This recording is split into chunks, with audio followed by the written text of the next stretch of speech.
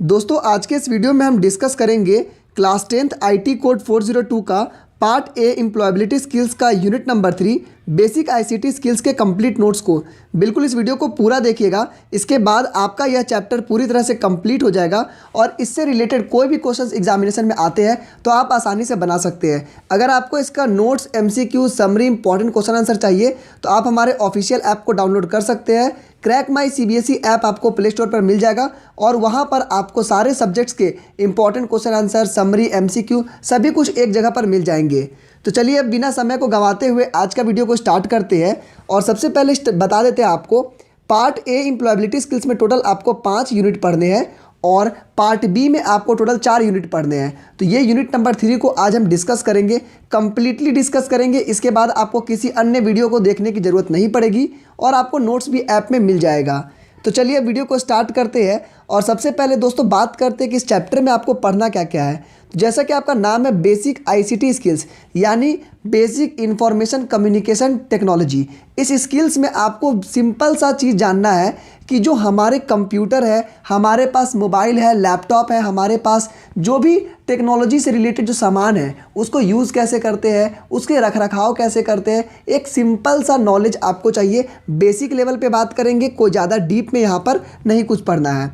तो चलिए session number 1 में सबसे पहले पढ़ना है आपको बेसिक कंप्यूटर ऑपरेशंस, कि कंप्यूटर को हम लोग किस तरह से ऑपरेट करते हैं। तो यहाँ पर सबसे पहले तो आपको बता दें कि जो कंप्यूटर यूज़ होता है वो सभी को पता है किस किस जगह पर यूज़ होता है और उसके कंपोनेंट्स क्या क्या होते हैं। तो यहाँ पर बुक में सबसे पहले आपको बता देता हूँ कि कंप्यूटर के 2 कंपोनेंट होते हैं। पहला होता है हार्डवेयर और दूसरा होता है सॉफ्टवेयर।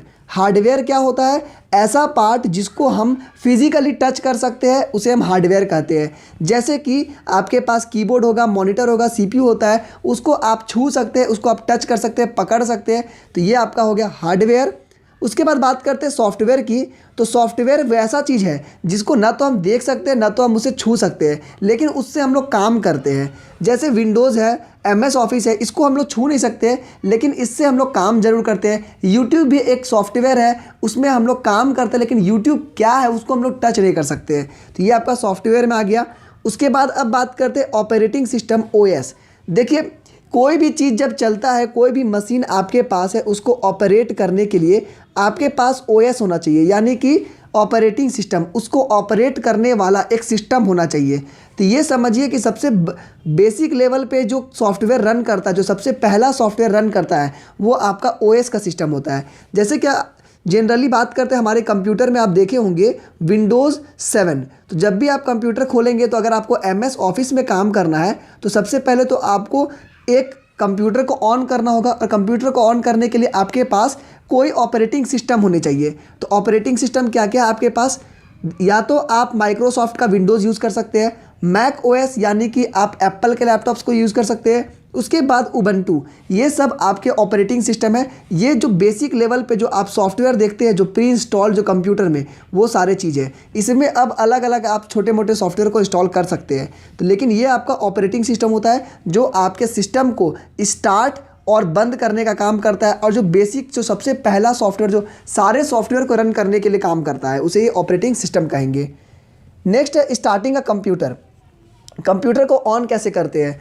आई होप कि जितने बच्चे मेरे वीडियो देख रहे होंगे सभी बच्चे को पता है कि किस तरह से ऑन करते हैं। सबसे पहले आपको स्विच ऑन करना है, उसके बाद आपको यूपीएस ऑन करना है, उसके बाद सीपीयू, इस तरह से एक सीक्वेंस में जाएंगे और कंप्यूटर को ऑन कर लेते हैं। तो ये आपको बेसिक पता है। अब बात करते हैं जब कंप्यूटर ऑन होता है तो सबसे पहले कंप्यूटर क्या करता है? बायोस को रन करता है, यानी बेसिक इनपुट आउटपुट सिस्टम। याद रखिएगा, जब कंप्यूटर ऑन होता है सबसे पहले बायोस यानी बेसिक इनपुट आउटपुट सिस्टम को रन करता है। वो सबसे पहले देखता है कि जो हमारे पास कंपोनेंट है, जो हमारा कंप्यूटर है, वो सही तरह से काम कर रहा है कि नहीं कर रहा है। सब चीज़ को टेस्ट करता है कि माउस ओके, हमारे पास जो सिस्टम है, जो हमारे पास कीबोर्ड है, सब कुछ एक दूसरे से अटैच है, सबका फंक्शन कर रहा है। तो ये सारी चीज़ को बायोस इसको देखता है। तो बायोस सबसे पहले आपको चेक कर लेता है कि हमारा कंप्यूटर रन कैसा कर रहा है, क्या फॉल्ट है, क्या फॉल्ट नहीं है, सारा कुछ बायोस देखता है, यानी सेल्फ टेस्ट करता है। ठीक है, याद रखिएगा सेल्फ टेस्ट कौन करता है? बायोस सबसे पहले, उसी को बोलते हैं बेसिक इनपुट आउटपुट सिस्टम। चलिए नेक्स्ट बढ़ते हैं। नेक्स्ट है log in and log out. तो log in and log out होता क्या है? तो देखिए लॉगिन का मतलब क्या होता है, आप किसी पर्टिकुलर सिस्टम पे ऑथराइज्ड होकर के अंदर जाना, यानी कि यहाँ पर एंट्री करने के लिए हम एक बैरियर लगा देते हैं क्वेश्चन आंसर के टाइप से, जहाँ पर आपको अपना लॉगिन आईडी और एक पासवर्ड रखते हैं, और जिन बंदों के पास लॉगिन आईडी और पासवर्ड होगा वही इसमें लॉगिन कर सकते हैं, इस कंप्यूटर में अंदर जा सकते हैं। तो ये हो गया लॉगिन। उसके बाद लॉग आउट क्या होता है कि जब आप उस कंप्यूटर में काम कर लिए उसके बाद अब बाहर निकलना है, उसको कहेंगे लॉग आउट। तो लॉगिन करने के लिए आपके पास लॉगिन आईडी लॉगिन पासवर्ड रहना चाहिए, और लॉग आउट करने के लिए कुछ भी नहीं चाहिए, सिंपली लॉग आउट करिए, बाहर निकल जाइएगा आप। नेक्स्ट अब बात करते हैं शटिंग डाउन अ कंप्यूटर। तो आपको याद रखना है कि जब भी कंप्यूटर बंद करें, सबसे पहले जो आपका सिस्टम में काम कर रहे हैं, जैसे MS ऑफिस खोले, चाहे आप गेम खेल रहे, चाहे आप मूवी देख रहे हैं, सबको सबसे पहले क्लोज करिए। उसके बाद जब सारा फंक्शन काम खत्म हो जाता है, उसके बाद फाइनली कंप्यूटर को आप बंद कर सकते हैं, वो भी शट डाउन करना होगा। कीबोर्ड को कैसे यूज़ करते हैं, देखिए कीबोर्ड को यूज़ करना सभी को पता है क्या क्या यूज़ करते हैं, लेकिन बेसिक जो कुछ बातें होती है कीबोर्ड के बारे में कि कौन सा बटन का नाम क्या है, कौन सा बटन का फंक्शन क्या है, वो बहुत सारे कम बच्चों को पता है। तो यहाँ पर मैं आपको कुछ कुछ बेसिक इंपॉर्टेंट चीज़ बता रहा हूँ। सबसे पहले चीज़ है F1 से F12, जो सबसे अपर लाइन पे आप देखे होंगे कीबोर्ड में F1 से F12 तक एक कीज़ होता है, उसे कहते हैं हम लोग फंक्शन कीज़। तो जब भी आपसे पूछा जाएगा फंक्शन की क्या होता है, तो F1 से लेकर के F12 पर वो क्या होता है, इस बेसिक फंक्शन को हम लोग असाइन कर देते हैं। जैसे F5 दबाइएगा तो आपका जो सिस्टम है वो रिफ्रेश हो जाएगा, तो उस तरह से सारे फंक्शंस को हम लोग असाइन कर देते हैं। नेक्स्ट अब आते हैं कंट्रोल की, जो आपके कीबोर्ड को मैक्सिमम चीज़ों को कंट्रोल करता है, जैसे CTRL यानी control, shift, space bar, alt, caps lock, tab, ये सब क्या है, स्पेशल कंट्रोल कीज़ होते हैं। उसके बाद एंटर किया क्या होता है, एंटर की आपको पता है, बहुत सारे आपको कीबोर्ड में इस टाइप के दिखेंगे, ये हो गया एंटर की। इसी को हम लोग रिटर्न की भी कहते हैं, तो दोनों याद रखिएगा, रिटर्न की और एंटर की दोनों सेम चीज़ होता है। पंचुएशन की क्या होता है, जो आपके सेंटेंस को रोकना या तो जैसे कि फुल स्टॉप देना, उसका काम करता है। तो ये आपका सेमी कॉलन हो गया, क्वेश्चन मार्क हो गया, कॉलन हो गया, कोटेशन मार्क हो गया, ये सब चीज़ हो गया आपका पंचुएशन कीज़ में। नेक्स्ट बात करते हैं नेविगेशन की। तो नेविगेशन की आप देखे होंगे, page up, page down, home, and, ये सब आपका नेविगेशन कीज़ में आता है। कमांड कीज़ में आपका आ गया इंसर्ट, डिलीट, बैक स्पेस, देखे होंगे ये सब हम लोग कमांड दे रहे हैं। इंसर्ट मतलब क्लिक किए तो कुछ इंसर्ट होगा, अगर आप डिलीट दबाए यानी कुछ डिलीट हो जाएगा। ये क्या हो रहा है, कमांड दे रहे हैं हम लोग, बैक स्पेस से डिलीट होता है बैक साइड में। तो ये सब हो गया आपका कमांड कीज। उसके बाद आते हैं विंडोज़ की। तो विंडोज़ की क्या होता है, ये आपका कुछ इस टाइप का ड्राइंग बना हुआ रहता है उसमें, और विंडोज़ कीज़ का बेसिक फंक्शनैलिटी है कि आपका स्टार्ट मेन्यू को खोल देना, और स्टार्ट मेन्यू में जो भी चीज़ें आप उसको फर्दर चेक कर सकते हैं। नेक्स्ट बात करते हैं माउस की। तो माउस पता ही है आपको यूज़ कैसे करते हैं, सिंपल सा डिवाइस है, उसमें आपको 2-3 बटन देखने को मिलते हैं। एक बटन यहाँ हो गया, दूसरा बटन आपका राइट साइड में, और बीच में स्क्रॉल करने के लिए होता है, और कभी कभी स्क्रॉल वाला बटन भी दबता है। तो ये कुछ बटन्स हो गए। आजकल के जो माउस आ रहे हैं उसमें तो आपको साइड में बटन आ रहे हैं गेम खेलने के लिए, तो बेसिक हम लोग लेफ्ट राइट और स्क्रॉल डाउन के बटन देखते हैं।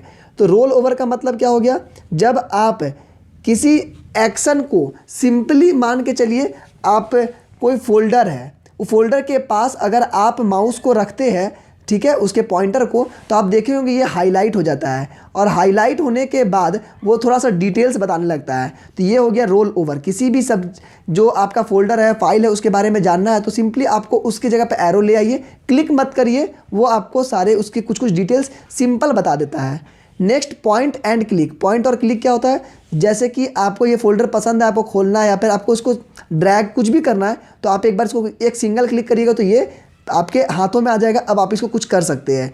नेक्स्ट अब आते हैं ड्रैग एंड ड्रॉप। अब क्या करें, आप उसी फोल्डर में क्लिक किए और उसी को खींच करके यहाँ ले आए, तो ड्रैग और ड्रॉप हो गया। फोल्डर में भी काम करेगा, इमेजेस में भी काम करता है, ये आपको सिंपल, आपको पता ही है कंप्यूटर में किस किस जगह पे काम करता है। मैं इसको आगे बढ़ाता हूँ। नेक्स्ट डबल क्लिक क्या होता है, किसी फाइल को ओपन करना है तो आपको डबल क्लिक करना होगा, चाहे वो फाइल हो, मीडिया हो, गेम हो, किसी भी चीज़ को आपको ओपन करना है तो डबल क्लिक करना है। लेफ्ट माउस बटन को जल्दी जल्दी 2 बार क्लिक करिएगा तो आपका हो जाएगा। सेशन 2 में आपको पढ़ना है परफॉर्मिंग बेसिक फाइल ऑपरेशंस। जो फाइल का ऑपरेशंस होता है, जो फाइल आप लोग यूज़ करते हैं, जैसे कि फोल्डर पता है, फोल्डर और फाइल का डिफरेंस मैं आपको सबसे पहले बता देता हूँ कि फाइल क्या हो गया, जिसमें आप इंफॉर्मेशन रखें, और अलग अलग फाइल को अगर आप एक जगह रख देते, यानी कि यहाँ पे 5-6 फाइल रख देते हैं, तो ये कहलाता है फोल्डर। ठीक है, तो ये आपको याद रखना होगा। तो फाइल्स को हम लोग कैसे यूज़ करते हैं, तो फाइल में देखिए आपका एक्सटेंशन होता है, जैसे .txt, jpg, mp3, mkv, इस टाइप से कुछ एक्सटेंशन होता है। वो आपका बताता है कि फ़ाइल किस क्राइटेरिया में, किस कैटेगरी में है। जैसे कि मैं यहाँ पर एक राहुल लिख देता हूँ फाइल का नाम, तो यहाँ पे .txt अगर लिखा हुआ है इसका मतलब ये टेक्स्ट फाइल है। अगर यही चीज़ .txt के बजाय हमारा यहाँ पर png रहता, अगर हमारा png रहता, तब उसका मतलब क्या हो गया, उसके मतलब हो जाएगा आपका कि सिंपली png का मतलब होता है कि ये आपका फ़ोटो हो गया। अगर आपका mp4 हो गया तो वीडियो हो गया। तो ये फाइल का नाम यहाँ रहता है, डॉट के इस साइड आपका नाम फाइल का, और ये आपका एक्सटेंशन बताता है कि फ़ाइल एक्चुअल में है किस चीज़ का। अब नेक्स्ट बात करते हैं, कुछ आपको इम्पॉर्टेंट शॉर्टकट्स याद रखने हैं। ये चीज़ तो आपको पता है, फोल्डर क्या होता है, ऐसा लोकेशन जहाँ पर फाइल को स्टोर करते हैं। कुछ इंपॉर्टेंट शॉर्टकट कीज़ है, उसको याद कर लीजिए। जैसे Ctrl+Z अंडू करने के लिए, Ctrl+Y होता है रीडू करने के लिए। उसके बाद आपका हो गया Ctrl+A सेलेक्ट ऑल करने के लिए, Ctrl+X कट करने के लिए, Ctrl+C copy, Ctrl+V paste, Ctrl+P print और Ctrl+S सेव। ऐसे शॉर्टकट कीज़ की लिस्ट देखा जाए तो कम से कम आपको 100 से ज़्यादा शॉर्टकट कीज़ मिल जाएंगे। तो बेसिक ये छोटे मोटे उसको आप थोड़ा सा याद रखने हैं। सेशन 3 में आपको पढ़ना है कंप्यूटर केयर एंड मेंटेनेंस। देखिए ये टॉपिक थोड़ा हट करके जो अभी तक आपने पढ़ा, इसमें बहुत ही सिंपल सा चीज़ है, बस आपको थोड़ी बहुत याद रखनी है बातें, जिसको आप एग्जामिनेशन में लिख सकते हैं। यहाँ पर हम लोग बात करेंगे कंप्यूटर को किस तरह से हम लोग मेंटेन रख सकते हैं, किस तरह से हम लोग उसको अच्छे से मतलब लॉन्ग लास्टिंग यूज़ करने के लिए बना सकते हैं। तो कंप्यूटर को अच्छा रखने के लिए आपके पास क्या होना चाहिए, मेंटेनेंस होना चाहिए। उसको साफ़ सुथरा रखना पड़ेगा, तो उसको टेक केयर करना होगा। तो कैसे रखेंगे, तो कुछ कुछ आपको टिप्स दिए जा रहे हैं। जैसे अगर आपको कीबोर्ड को अच्छा रखना है तो कीबोर्ड को सॉफ्ट ब्रश से समय समय पर साफ़ करते रहिए। स्क्रीन के लिए आपको स्क्रीन को सॉफ्ट क्लॉथ से वाइप करना है, ठीक है। उसके बाद हैंडल डिवाइसेस केयरफुली, जो भी आप डिवाइस पकड़ रहे हैं उसको अच्छे से पकड़िए, उसको गिरने से बचाइए, वरना वो डिवाइस ख़राब हो सकता है। कीप द कंप्यूटर कूल, याद रखिए हमारे जो सिस्टम है कंप्यूटर अंदर में फ़ैन चलता है इसलिए ताकि आपका जो प्रोसेसर है वो ठंडा रहे, आपके सिस्टम ठंडा रहे, वरना बहुत ज़्यादा हीट होती है, उससे आपका सिस्टम लैग करता है और ख़राब हो सकता है। तो आपको याद रखना है कंप्यूटर को कूल रखना है। ऐसी गर्म जगहों में मत रखिए जहाँ पर आपका कंप्यूटर गर्म हो सके, या फिर ऐसी जगह पर मत रखिए जहाँ पर एयर आने का चांसेस कम है। तो उस जगह पर रखिए जहाँ पे एयर अच्छे से मिले ताकि कंप्यूटर कूल रहे। Do not over charge your battery, battery को ओवर चार्ज मत करिए। जैसे ही 100% होता है तुरंत उसको निकाल दीजिए, वरना डिवाइस ख़राब हो सकता है। Always plug in devices carefully, जब भी आप USB प्लग करते हैं तो अच्छे से करिए। अगर आप ज़ोर ज़बरदस्ती करेंगे तो हो सकता है टूट जाए या पोर्ट ख़राब हो जाए, तो आपको अच्छे से रखना है। Do not run too many programs at a time, एक समय पे बहुत सारे प्रोग्राम को खोलने से बचिए, क्योंकि इससे सिस्टम लैग कर सकता है। प्रोसेसर पे लोड ज़्यादा होगा तो लैग करने के चांसेस ज़्यादा हो जाएंगे। तो ये कुछ आपको बेसिक टिप्स बताए कि आप अपने कंप्यूटर को किस तरह से मेंटेन रख सकते हैं, आप इसको टेक केयर कैसे कर सकते हैं। यहाँ पे कुछ आपको शेड्यूल्स पढ़ने थे इस बुक में कि किस तरह से आपको मेंटेनेंस रखना है। तो पहले तो आपको डेली मेंटेनेंस का कुछ बातें बताई गई कि आपको डेली बेसिस पर आपको ईमेल को चेक करते रहना है। उसके बाद ईमेल का अटैचमेंट को देखिए। उसके बाद क्या है, वीकली मेंटेनेंस में आप कीबोर्ड को साफ़ कर लीजिए, मॉनिटर को साफ़ करिए, CPU को साफ़ करिए और बैकअप प्लान कर लीजिए एक्सटर्नल ड्राइव पर। मंथली मेंटेनेंस पर आपको करना क्या है, जो आपके पास फ़ोटोग्राफ्स है जो आपने कंप्यूटर में डिलीट कर दिए उसको ऑर्गेनाइज कर सकते हैं, या फिर आप उसको एक तरह से एक मंथली लेवल पर आप क्या क्या कर सकते हैं, आप अपने कंप्यूटर को वापस नए जैसे जो सजा करके रखते थे वैसे आप कर सकते हैं। फाइल फोल्डर को आप अच्छा कर सकते हैं। डाउनलोड फोल्डर है तो उसमें देखे होंगे बहुत सारा भर जाता है, तो आप उसको कैटेगरी वाइज आप उसमें से अलग अलग करके छांट लीजिए और फोल्डर में उसको सजा करके रख लीजिए। सिस्टम स्कैन मारिए आप हमेशा, वायरस स्कैन और डिस्क क्लीनर सॉफ्टवेयर को आप इंस्टॉल कर सकते हैं मंथली बेसिस पे। ईयरली पे आपको करना क्या है, ईयरली पे आपको सोशल मीडिया अकाउंट को क्लीन अप करना है। उसके बाद ईमेल को देखना है। नेक्स्ट आपको ऑपरेटिंग सिस्टम को अपडेट कर लेना है, एंटीवायरस सॉफ्टवेयर को रिन्यू कर लेना है। तो ये कुछ ईयरली है। तो ये सिंपल से चीज़ें अगर आप नहीं भी पढ़ते तो आप आसानी से इसे लिख भी सकते हैं। बैकअप योर डेटा, देखिए अब ये बहुत अच्छा इंपॉर्टेंट टॉपिक है। बैकअप क्या होता है, तो बैकअप का मतलब होता है आप एक सिक्योरिटी रख लेते हैं कि मान के चलिए अगर आपका कंप्यूटर अभी तो रनिंग में है लेकिन कल को ये ख़राब हो जाता है तो ये जो आपके इसमें डेटा है जैसे कम फ़ोटोज़ है, वीडियोज़ है, जो भी डेटा है तो वो भी आपका नष्ट हो जाएगा। तो आप क्या करते हैं उसको पेन ड्राइव में या तो एक्सटर्नल ड्राइव में उसे रख लेते हैं, उसे ही हम लोग कहते हैं बैकअप। तो बैकअप डेटा का बहुत इंपॉर्टेंट है। आप CD ड्राइव में, पेन ड्राइव में या फिर किसी चीज़ में आप उसको डेटा को रख सकते हैं कि किसी भी तरह का जो नेचुरल डिज़ास्टर होगा, फ्लड होगा या फिर कोई भी प्रॉब्लम होगा तो आपका डेटा खोएगा नहीं, आप उस डेटा को दोबारा यूज़ कर सकते हैं। स्कैनिंग एंड क्लीनिंग वायरसेस, देखिए आपको वायरस को हमेशा से हटाते रहना पड़ेगा क्योंकि वायरस आपके कंप्यूटर को स्लो कर देते हैं, आपके फाइल फोल्डर को डिलीट कर सकते हैं और उसको अपने मर्जी से चेंज भी कर सकते हैं। तो हमारे कंप्यूटर को वायरस से बचाना है और हमेशा एंटीवायरस इंस्टॉल करके रखना है, ठीक है। और क्या बात है कि जो वायरस है वो आपका धूल मिट्टी से नहीं आता है, वायरस आपका आता है सॉफ्टवेयर से, चाहे वो ईमेल में आएगा, चाहे वो आपका पेन ड्राइव से आएगा या तो आपका इंटरनेट से आएगा, तो इस तरह से आ सकता है।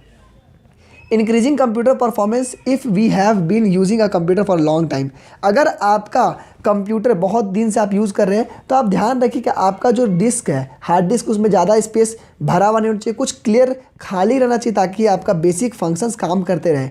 एक्स्ट्रा फाइल जो है उसको आप हटा दीजिए जो आपका काम का नहीं है। उसके बाद है removing spam from your computer. Spam का मतलब क्या होता है, ऐसा चीज़ जो आपका सही नहीं है, मतलब कि फ्रॉड है। जैसे कि आप ईमेल में देखे होंगे कि बहुत सारा स्पैम का एक फ़ोल्डर होता है जिसमें बहुत सारा मेल होता है जो कि जंक फाइल में आता है, जो कि बिना मतलब का जो भेज देते हैं कंपनीज़ वाले वो स्पैम में चले जाते हैं। तो स्पैम वाला फ़ोल्डर को खाली करते रहिए हमेशा, क्योंकि स्पैम बिना मतलब आपका कंप्यूटर को भर देता है और कुछ खास उसका यूज़ होता नहीं है।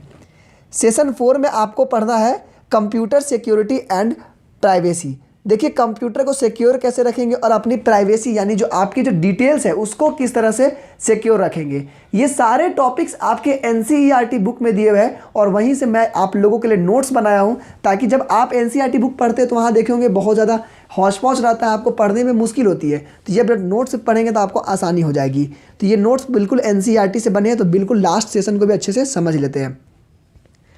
कंप्यूटर सिक्योरिटी एंड प्राइवेसी, इसमें आपको देखना है कि कंप्यूटर में थ्रेट्स क्या क्या होते हैं। देखिए आप किसी चीज़ को सिक्योर कैसे रखेंगे, किसी चीज़ को प्राइवेट कैसे रखेंगे, जब आपको उसकी प्रॉब्लम पता होगी, आप ये तो पता रहेगा कि भाई किस जगह से खतरा है। तो थ्रेट कहाँ कहाँ से आ सकता है कंप्यूटर में, तो कंप्यूटर में सबसे पहले तो थ्रेट आता है आपका थेफ्ट, यानी कि चोरी हो सकता है। तो जब चोरी होगा तो आपका इन्फॉर्मेशन चोरी हो जाएगा, आपका हार्डवेयर चोरी हो जाएगा, सब कुछ चोरी हो जाएगा। तो चोरी हो सकता है तो दो तरह से चोरी होता है, 2-3 तरीके से। जैसे सबसे पहला फिजिकल, यानी कि आपका हार्डवेयर, आपका सिस्टम को ही कोई चोरी कर लिया। दूसरा चोरी होता है आइडेंटिटी चोरी। अब बोलेंगे ये आइडेंटिटी क्या होता है, देखिए जब आप अपनी डिटेल्स को फेसबुक पर, यूट्यूब पर, जब आप कहीं भी लॉगिन करते हैं, जब डिटेल्स को देते हैं, उस डिटेल को अगर कोई चोरी करता है, उस डिटेल को गलत वे में यूज़ करता है, तो वो आपका हो गया आइडेंटिटी की चोरी करना, ठीक है। आइडेंटिटी आपकी पर्सनल इन्फॉर्मेशन को चोरी करना।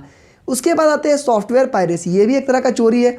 मान के चलिए कोई सॉफ्टवेयर है वो बहुत ही कॉस्टली आता है, जैसे विंडोज़ की बात करें तो बहुत ज़्यादा कॉस्टली आता है, तो उसकी पायरेसी होती है। तो पायरेसी मतलब कि उसको डबलिंग कर लिया जाता है, ठीक है। जो लाइसेंस चाहिए होता है उस सॉफ्टवेयर को यूज़ करने का, उसको हटा दिया जाता है और बिल्कुल फ्री ऑफ कॉस्ट में आप उसी सॉफ्टवेयर को यूज़ कर सकते हैं। तो ये सॉफ्टवेयर की चोरी हो गई, ठीक है। नेक्स्ट बात करते हैं वायरस के बारे में। तो वायरस क्या होता है, ये एक ऐसा सॉफ्टवेयर प्रोग्राम होता है, ठीक है। याद रखिएगा ये भी आपका सॉफ्टवेयर प्रोग्राम्स है, ये कुछ बाहर का कोई ऐसा कीड़ा नहीं है। ये आपका वायरस जो है वो सॉफ्टवेयर प्रोग्राम्ड है और वो क्या होता है, अपने मन से काम करता है। आप उसको कुछ बोलेंगे नहीं, लेकिन वो अपने मन से जो मन करेगा वो करते रहता है। जैसे ट्रोजन हॉर्स उसका एग्जांपल हो गया, वॉर्म्स हो गया, ये सब क्या है, अपने मन से जब उसको मन करेगा फाइल डिलीट कर देगा, करप्ट कर देगा, जब मन करेगा वो आपको ओपन करने नहीं देगा, डबल कर देगा, ट्रिपल कर देगा। वो वायरस का अपना एक फंक्शन होता है। उसके बाद वॉर्म्स के बारे में बात करें तो these are viruses that replicate themselves and spread all files once they information communication technology। देखिए यहाँ पे मैं आपको बताता हूँ वॉर्म्स के बारे में। तो वॉर्म्स एक ऐसा वायरस होता है जो कि अपने आप को रेप्लिकेट करता है, मतलब आपके कंप्यूटर में 5 आया तो 5 से बन गया 10, 10 से बन गया आपका 20 ऐसे करके रेप्लिकेट कर रहा है, डबल ट्रिपल होते जा रहा है, तो ये वॉर्म्स होता है। ट्रोजन हॉर्स क्या होता है? Trojan horse disguise itself. Trojan horse एक ऐसा मतलब वायरस है जिसको अपने आप को वो छुपा करके रखता है। वो देखने में आपको ऐसा लगेगा कि एक यूज़फुल सॉफ्टवेयर प्रोग्राम है, बट जब आपके कंप्यूटर में आता है तो वो अपना वायरस का रूप दिखा देता है और आपके डेटा को करप्ट करने लगता है। तो ट्रोजन हॉर्स आता है बहुत प्यार से, देखने में लगेगा एक अच्छा सॉफ्टवेयर है, लेकिन जब अंदर आता है तो वो अपना असली रंगत दिखाने लगता है। ऑनलाइन प्रीडेटर क्या होता है? तो देखिए, ऑनलाइन प्रीडेटर एक ऐसा कम्युनिटी, एक ऐसा पीपल है जो आपको ट्रैप करने के लिए बिल्कुल तत्पर खड़े हैं। वो इंतज़ार में है कि आप कुछ गड़बड़ करें और मैं आपको ट्रैप कर लूँ, ठीक है। आपको इलीगल वे में आपको डराएंगे, धमकाएंगे, आपको किसी भी तरह का आपसे कुछ डिमांड कर सकते हैं। तो ऑनलाइन प्रीडेटर होता है, ये एक ऐसा कम्युनिटी, एक ऐसा पीपल होता है जो लोगों की बस फिराक में होते हैं कि कब आप उनको कुछ ऐसी इन्फॉर्मेशन दे दे जिससे कि वो अपना काम निकाल ले और आपको इलीगल वे में फंसा सके। Next, internet scam. Internet scam क्या होता है? देखिए, इंटरनेट पे आप देखे होंगे कि जब आप अपने कार्ड का, अकाउंट का डिटेल डालते हैं तो बहुत बार देखे होंगे कि पैसे डिपॉजिट किए लेकिन सामने वाला को नहीं मिला, पैसा कहीं और चला गया। कभी कभी देखे होंगे कि बहुत बार पेपर में आता है कि एटीएम से पैसे निकाल लिए गए। तो ये सब क्या है? इंटरनेट का स्कैम है। वहाँ पर आपको इंटरनेट के थ्रू आपके बैंक, आपके जो भी प्रॉपर्टीज़, जो भी पेपर्स है, सबको ये लोग रिसीव कर लेते हैं, अपना ले लेते हैं। तो इनसे बचना होगा इंटरनेट स्कैम से। अब बात करते हैं कि देखिए यहाँ पे तो देखिए कि किस किस तरह से आपकी चोरी हो सकती है। यहाँ पर अब इम्पॉर्टेंट बात आती है कि इस चोरी से बचने के लिए आपको करना क्या चाहिए, आप अपने डेटा को प्रोटेक्ट कैसे रख सकते हैं। तो डेटा को प्रोटेक्ट रखने के लिए देखिए, सबसे पहले आपको अपने पासवर्ड को एक स्ट्रॉन्ग रखना है, ठीक है। अपना पासवर्ड स्ट्रॉन्ग रखना है, इसका मतलब कम से कम 8 डिजिट का होना चाहिए, उसमें कैपिटल लेटर होना चाहिए, स्मॉल लेटर होना चाहिए, उसमें नंबर होना चाहिए और उसमें आपके स्पेशल कैरेक्टर सभी कुछ होने चाहिए। तो वैसा पासवर्ड आपको बनाना ज़रूरी है। एंटीवायरस और फायरवॉल आपका इंस्टॉल होना ज़रूरी है, यही आपको प्रोटेक्ट करता है वायरसेस से और कुछ अटैक्स से। डेटा को इनक्रिप्ट करके रखना है। देखिए, बैंक में जो डेटा होती है वो सारे इनक्रिप्टेड होती है। जैसे कि बैंक में जब आप इंटरनेट बैंकिंग करते हैं और आपका पासवर्ड अगर 345 है, तो ऐसा नहीं है कि बैंक के पास जो पासवर्ड मिलेगा तो मैनेजर बिल्कुल वो 345 देखेगा। ये कुछ आपका कोडिंग में जाता है, ABCXYZ ऐसे पूरा कोडिंग हो जाता है। तो ये क्या इनक्रिप्ट होता है। पहले आपका डेटा अगर A लिखा हुआ तो A का मतलब मान के चलिए 45 है, तो वापस फिर डिक्रिप्ट होगा तब आपका A बनेगा। तो ये कुछ इनक्रिप्शन होता है डेटा को, और जिसके पास पासवर्ड होगा वही उसको डिक्रिप्ट भी कर सकता है, वही उसको वापस ला भी सकता है। लास्ट है सिक्योर साइट्स। सिक्योर साइट्स क्या होता है? तो देखे होंगे पहले आपके पास http://www. ऐसे करके वेबसाइट बनते थे। उसके बाद क्या हो गया, आजकल एस लगाना जरूर हो गया, यानी कि सिक्योर्ड साइट। अब वो साइट सिक्योर्ड है, गूगल उसको रेक्टिफाई कर देता है कि हाँ ये साइट सिक्योर है, इसमें आपका डेटा चोरी नहीं होगा। बात करते हैं मेरी खुद की वेबसाइट की, तो मेरा वेबसाइट है क्रैक माई CBSE। आप गौर करेंगे उसका जो वेब एड्रेस है वो बिल्कुल ऐसे लिखा हुआ है https://www.crackmycbse.com। ऐसा मेरा वेबसाइट है। तो आप गौर करेंगे कि मेरी वेबसाइट पर भी आपको HTTPS लगा हुआ रहेगा। एस का मतलब सिक्योर्ड। तो मैं जो वेबसाइट बनाया हूँ वहाँ पे सिक्योर्ड बनाया हूँ, वहाँ पे आपका कोई किसी भी तरह का डेटा चोरी नहीं होता है, किसी भी तरह का कोई प्रॉब्लम नहीं है, क्योंकि वो जो डेटा है वो सिक्योर्ड है। तो यही लाइनें लिखी गई है कि जो आपका HTTPS में होता है वो आपका होता है कि ये साइट सिक्योर्ड है। तो सारे बैंक्स जो भी आप जहाँ भी आप डिटेल्स शेयर करते हैं तो गौर करिएगा वहाँ पे HTTP है कि HTTPS है, एस होना ज़रूरी है, ठीक है। तो ये आपको ध्यान रखने होंगे। तो यहाँ पर आपका ये चैप्टर कंप्लीट हो गया। आई होप कि सभी को अच्छा लगा होगा। दोस्तों अगर पसंद आया तो प्लीज़ एक बार लाइक कर दीजिएगा। बहुत मेहनत से वीडियो बनती है ताकि आप लोगों को एक अच्छी क्वालिटी कंटेंट बना करके दे सकूँ। अगर पसंद आया तो लाइक करिएगा और अपने कमेंट में राय जरूर दें कि आने वाले वीडियोस कौन से टॉपिक में होंगे, कौन से टॉपिक को मैं और भी अच्छे से क्लियर करा दूं। और चैनल पे नए हैं तो सब्सक्राइब करके बेल आइकन दबाइए, दोस्तों के साथ शेयर करिए, ताकि IT कोड 402 में बिल्कुल आपको 100 आउट ऑफ 100 लाने हैं। 50 मार्क्स की थ्योरी है और 50 आउट ऑफ 50 लाने की मेरी पूरी गारंटी है, मैं आपको दिलवा करके रहूँगा। आज के इस वीडियो में बस इतना ही। Thank you and have a nice day.